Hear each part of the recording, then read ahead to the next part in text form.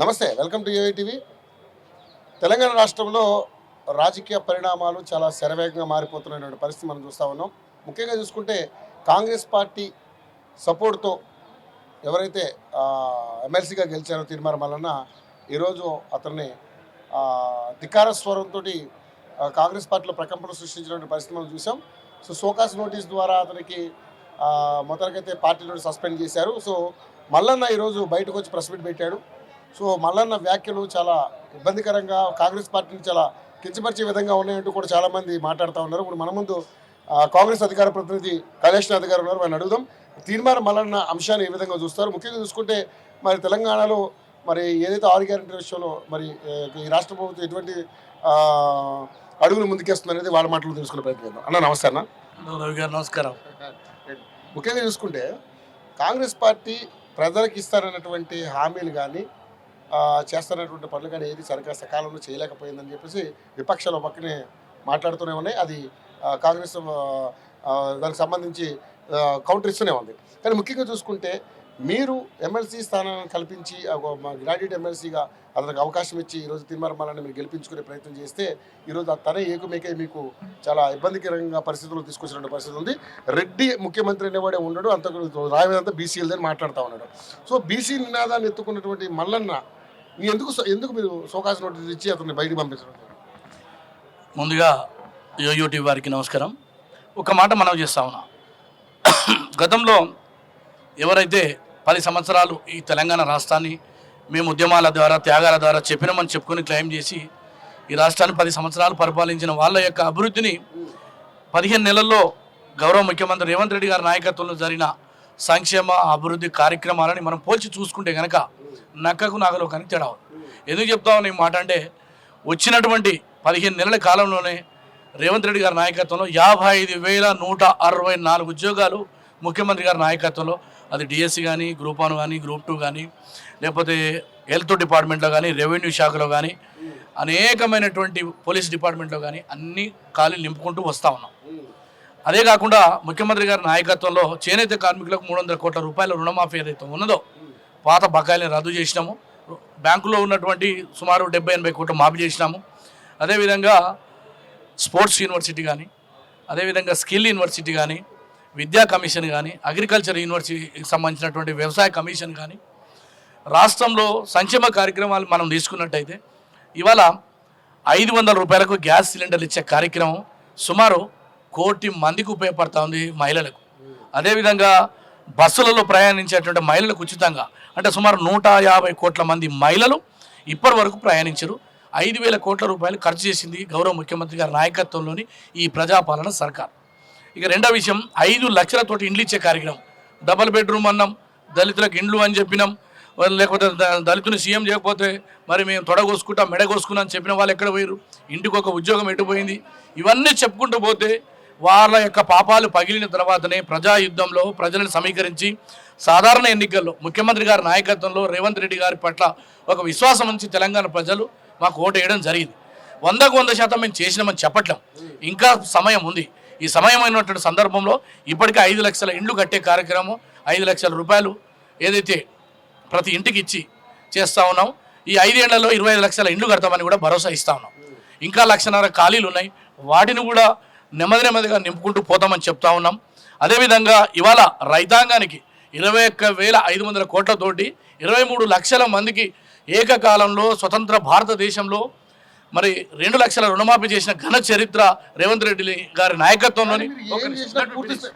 కాబట్టి ఇన్ని కార్యక్రమాలు చేసిన వాళ్లకు కనపడకపోతే మేము చేయగలిగేది లేదు. ఒక్కటి మాత్రం నేను ప్రజలకు అప్పీల్ చేస్తున్న యోయో ఛానల్ ద్వారా, మీరు ఏదైతే కలలు కన్నారో ఏదైతే ఆశించారో వాటికి అడుగులు వేసుకుంటూ ముందుకు పోతా ఉండు ముఖ్యమంత్రి. 7.5 లక్షల కోట్ల రూపాయలకు 7.5 లక్షల కోట్ల రూపాయలు గత ప్రభుత్వం అప్పులు చేసిపోయింది. వాటికి నెలకు 6,500 కోట్లు వడ్డీ చెల్లిస్తున్నాం. అంటే ఇప్పటికి 70,000 కోట్ల రూపాయలు మేము కట్టడం జరిగింది. కానీ మా ప్రభుత్వం ఇవాళ ఉన్న వాటిల్లో నెమ్మదిగా అప్పులు తీర్చుకుంటూ రాష్ట్రంలో దిగజారినటువంటి ఆర్థిక స్థితిగతులు ముందుకు తీసుకుపోతున్నాం. నిరుద్యోగుల ఆకాంక్షలు కానీ, మహిళలు కానీ, దళితులు కానీ, బలహీన వర్గాలు కానీ మరీ ముఖ్యంగా మీరు అప్రిషియేట్ చేయాల్సినటువంటి అవసరం ఉంది. తెలంగాణ సమాజం 30 ఏళ్ళు సుదీర్ఘకాలం ఉన్నటువంటి ఎస్సీ వర్గీకరణని ఈనాడు గౌరవ ముఖ్యమంత్రి గారి నాయకత్వంలో వెంటనే ఆయన సుప్రీంకోర్టులో ఇంప్లీడ్ అయి మరి కమిషన్ వేసి ప్రజల నుంచి వచ్చినటువంటి అప్పీల ద్వారా ఎస్సీ కేటగరైజేషన్ పూర్తి చేసిండు. 42% బలహీన వర్గాలకు ఈ రాష్ట్రంలో రిజర్వేషన్, విద్య, ఉద్యోగ, రాజకీయ అవకాశాలు ఇవ్వాలన్నటువంటి సంకల్ప బలంతో ఇవాళ ముందుకు పోతా ఉన్నారు. కానీ రాజకీయ స్వలాభం కొరకు విమర్శిస్తున్నటువంటి వాళ్లకు నేను ఒక్కటే సమాధానం చెప్తున్నా. ఇంతవరకు బీసీల లెక్కలు ఎక్కడన్నా ఉన్నాయా? గతంలో ఎవరైనా చేసిన వాళ్ళు పబ్లిక్ డొమైన్లో పెట్టినారా? ఇప్పుడు బొక్కలున్నాయా, నేను ఒక్కటే చెప్తా ఉన్నా అండి, బొక్కలున్నాయా, తొక్కలున్నాయా, లేకపోతే బావులు ఉన్నాయా, బొందలు ఉన్నాయా, ఏదనేది ఎట్లా తెలుస్తుంది? గతంలో ఎవరైనా చేసి ఉంటే దాన్ని కంపారిజన్ చేయొచ్చు. 1931లో స్వతంత్రానికి పూర్వం ఈ దేశంలో కులగణన చేశారు. మళ్ళీ 70 సంవత్సరాల తర్వాత ముఖ్యమంత్రి గారి నాయకత్వంలో బలహీన వర్గాలకు న్యాయం చేయాలన్నటువంటి సంకల్పంతో ఇవాళ కులగణన 1,20,000 మంది ఎమ్యూనరేటర్లు కానీ, టీచర్లు కానీ వాళ్ళందరినీ చేసి ఇంటింటికి స్టిక్కర్ అతుకు పెట్టి 45 రోజులు నిర్విరామంగా మరి సేకరణ చేసి కంప్యూటరైజేషన్ చేసి ఇవాళ ప్రజల ముందు ఉంచడం జరిగింది. మరి గతంలో ఎవరు చేసిండ్రు? టీఆర్ఎస్ ఏమైనా చేసే లెక్కలు ముందు బయట పెట్టమంటున్నారు. చేసిన వాటిలో బొక్కలు మీ తీర్మానం మాట్లాడుతాను.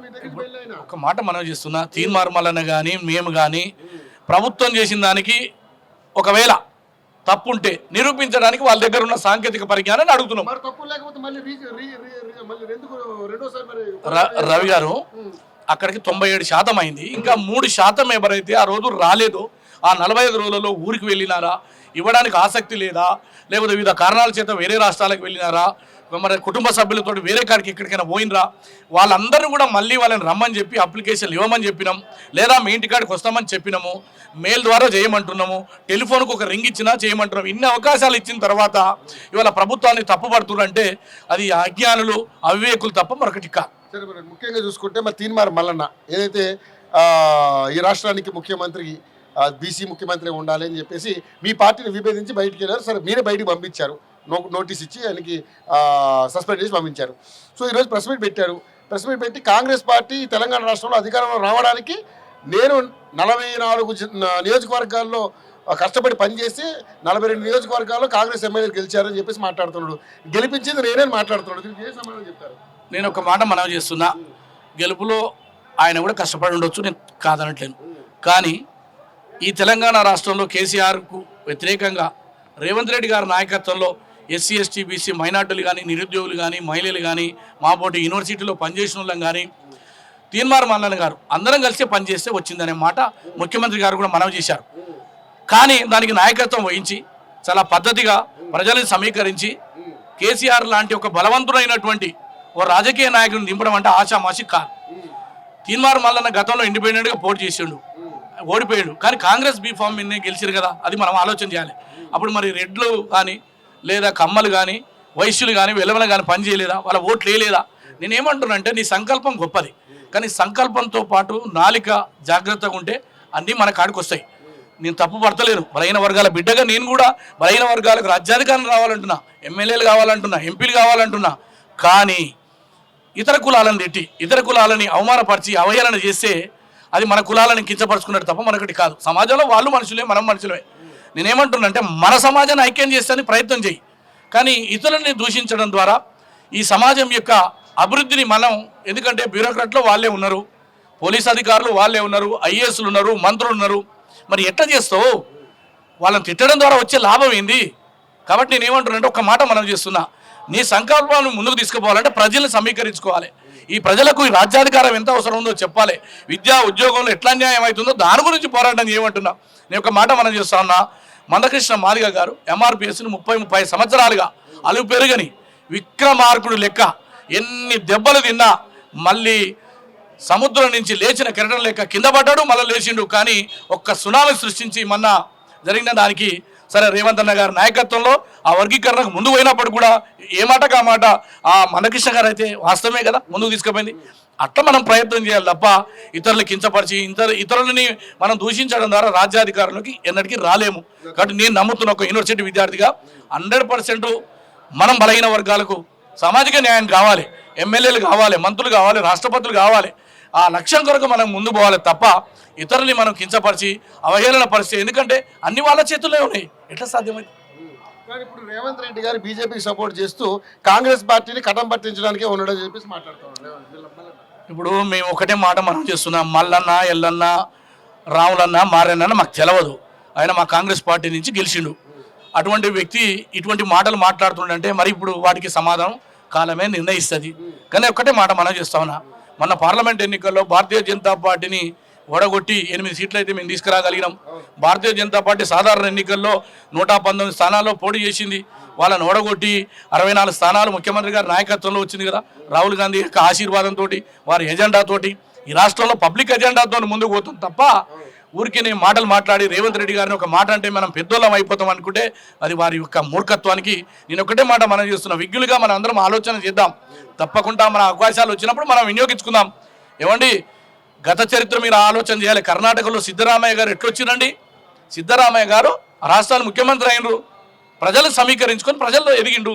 డి శ్రీనివాస్ గారు పిసిసి అధ్యక్షులు అయినారు, కేశవరావు గారు అయినారు, ఇప్పుడు ఉన్నటువంటి మహేష్ గౌడ్ గారు బలహీన వర్గాల బిడ్డే కదా. కాబట్టి నేను ఒక మాట మనవి చేస్తున్నా, ఇతరులని మనం ఒక రకంగా తూలనాడి ఇతర వర్గాలని మనం అవహేళన చేయడం ద్వారా మన గౌరవం పెరగదండి. 100% మీరెత్తుకున్నటువంటి ఆకాంక్షను నేను గౌరవిస్తా, కానీ మీ విధానాన్ని మాత్రం వ్యతిరేకిస్తున్నా. ఎందుకంటే మీరు మాట్లాడే మాటలు తీరు వల్ల ఇతరుల యొక్క మనోభావాలని మనం గౌరవించుకుంటూ రాజ్యాధికారంలో ఏ రకంగా రావాలనేదే మన లక్ష్య సాధనలో ఉండాలని నేను మనవి చేస్తా ఉన్నా. ఒక మాట మనవి చేస్తున్నా, కాంగ్రెస్ లేకుంటే తిన్మారు మల్లన్న లేడు, కైలాస్ నేత లేడు, లేకపోతే కోమటిరెడ్డి వెంకటరెడ్డి గారు లేరు, రేవంత్ రెడ్డి గారు లేరు. ఎవరైనా కాంగ్రెస్ పార్టీ ఎజెండా కింద ఉండాలి. కాంగ్రెస్ పార్టీ ఇచ్చినటువంటి ఎజెండాని ప్రజలకు తీసుకుపోవడానికి కార్యకర్తలు అందరం పనిచేస్తున్నాం.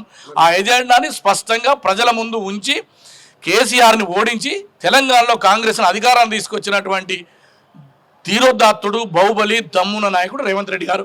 ఆయన నాయకత్వంలో మేమందరం పనిచేస్తాం. కానీ ఇప్పుడు ఇదే మాట ఏడాది పాలన, ఈ పాలనలో అంటే కాంగ్రెస్ పార్టీ పాలనలో ఎంత వ్యతిరేకత మూట కట్టుకున్నారంటే మీరే ఆత్మపరిశీలన చేసుకోవాలి, రేవంత్ రెడ్డి గారు ఆత్మపరిశీలన చేసుకోవాలి అని చెప్పేసి తీర్మానం అని మాట్లాడుతున్నారు. నేనేమంటున్నా అంటే సస్పెండ్ కాకముందుకు కాంగ్రెస్ పార్టీలో ఉండి కదా, మరి ఆయనది కూడా ఉంటుంది కదా బాధ్యత. మరి అదే ఆలోచన చేయాలి. రెండో విషయము, ఇప్పుడు రేషన్ కార్డు గత ప్రభుత్వం ఇలే, మేము ఇస్తున్నాం, తప్పు చేసినట్ట. రెండో విషయము, 21,500 కోట్ల రూపాయలు రుణమాఫీ చేసినాము, అది తప్ప. 6,000 రూపాయలు మరి వాళ్ళ రైతు భరోసా అనేటువంటి కార్యక్రమాన్ని తీసుకున్నాం, మేము చేసిన తప్పంటరా. 500 రూపాయలు సన్నవడ్లకు కింటాలకు ఇస్తా ఉన్నాం, మేము చేసిన తప్పంటరా. బలహీన వర్గాలకు 42% రిజర్వేషన్ ఇచ్చే కార్యక్రమాన్ని మేము ఎందుకు తీసుకుపోతా ఉన్నాం, అది మేము చేసిన తప్పంటరా. కాబట్టి ప్రభుత్వము సాధ్యమైనంత మేరకు ఈ రాష్ట్రాన్ని ముందుకు తీసుకుపోవడానికి ముఖ్యమంత్రి గారి నాయకత్వంలో ముందుకు పోతా ఉన్నాం. 100% మేము జరిగిందని చెప్పట్లేదు. ఖచ్చితంగా అవకాశం ఉన్నంత మేరకు ఉన్నటువంటి ఆర్థిక పరిస్థితులను అధిగమించుకుంటూ, ఉన్నటువంటి అప్పులను కట్టుకుంటూ, అప్పులకు వడ్డీలు కట్టుకుంటూ ఈ రాష్ట్రాన్ని ముందుకు తీసుకుపోతున్న రేవంత్ రెడ్డి గారికి మించినటువంటి ఎజెండా మీ దగ్గర ఏముందో అని అడుగుతా ఉన్నా. మీ దగ్గర ఎజెండా లేదు, జెండా లేదు. ఇతర పార్టీలకు మీరు లాభం చేకూర్చే విధంగా మాట్లాడుతున్న మాటల్ని మేము వ్యతిరేకిస్తున్నాం.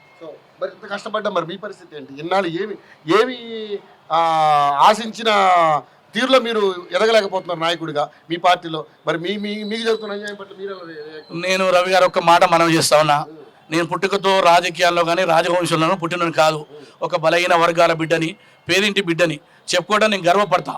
ఈ సమాజంలో తెలంగాణ రాష్ట్ర ఏర్పాటు గురించి 4 కోట్ల మంది ప్రజల తరఫున కొట్లాడిన వాడిని. విద్యార్థి ఉద్యమంలో మీకు తెలుసు, మీరు కళ్ళ ముందు చూసినారు. ఆ తర్వాత కాంగ్రెస్ పార్టీలో చేరి కాంగ్రెస్ పార్టీ జెండాని ముందుకు తీసుకుపోతున్నాం. టికెట్ ఆశించడం ఆర్థిక పరిస్థితుల, సామాజిక పరిస్థితుల వల్ల రాలేదు. ఏది ఏమైనా రేవంత్ రెడ్డి గారి నాయకత్వంలో తప్పకుండా న్యాయం జరుగుతున్నట్టు నమ్మకం ఉంది. నేను ఏ రోజు నాకు ఈ పదవి కావాలని ముఖ్యమంత్రి గారికి అర్జీ పెట్టలేదు, ఎమ్మెల్యే ఎంపీ కావాలని అడగలేదు. 100% వారు ఎప్పుడు ఇస్తే అప్పుడు తీసుకోవడానికి నేను సిద్ధమై ఉన్నా. వారు ఇచ్చినా ఏకున్నా నా పయనం, నా జీవితం కాంగ్రెస్ పార్టీతోనే ముందుకు కొనసాగుతా. 100% ఆశపడడం తప్పు కాదు. తప్పకుండా ఎమ్మెల్యే కావాలని అడుగుతాం, ఎమ్మెల్సీ కావాలని అడుగుతాం. నాకు అవకాశం ఇస్తే తప్పకుండా ప్రజలకు మరింత చేరువలో ప్రజలకు సంక్షేమ కార్యక్రమాలు ముందుకు తీసుకుపోతాం. అవకాశం ఇవ్వలేదు, వెయిట్, మరోసారి అవకాశం ఇస్తారేమో 2028-29 తర్వాత. అవకాశం ఇవ్వలేదు, దానికి కూడా నేను బాధపడను. ఖచ్చితంగా రేవంత్ రెడ్డి గారి పట్ల నాకు విశ్వాసం ఉంది, నమ్మకం ఉంది. ఎందుకంటే అతి త్వరితగతిన ఈ దేశంలో కాంగ్రెస్ పార్టీలోకి వచ్చి కాంగ్రెస్ పార్టీని నడిపించి సీఎం అయినటువంటి రేవంత్ రెడ్డి గారికి కాంగ్రెస్ పార్టీ కార్యకర్తల బాధ, వారి వెంట నడిచినటువంటి నాయకుల యొక్క స్థితిగతులు 100% వారికి తెలుసు. మా కన్నీళ్ళ బాధ వారికి తెలుసు. తప్పకుండా 100% న్యాయం చేస్తారన్న నమ్మకంతో ముందుకు పోతా ఉన్నాను. Thank you so much.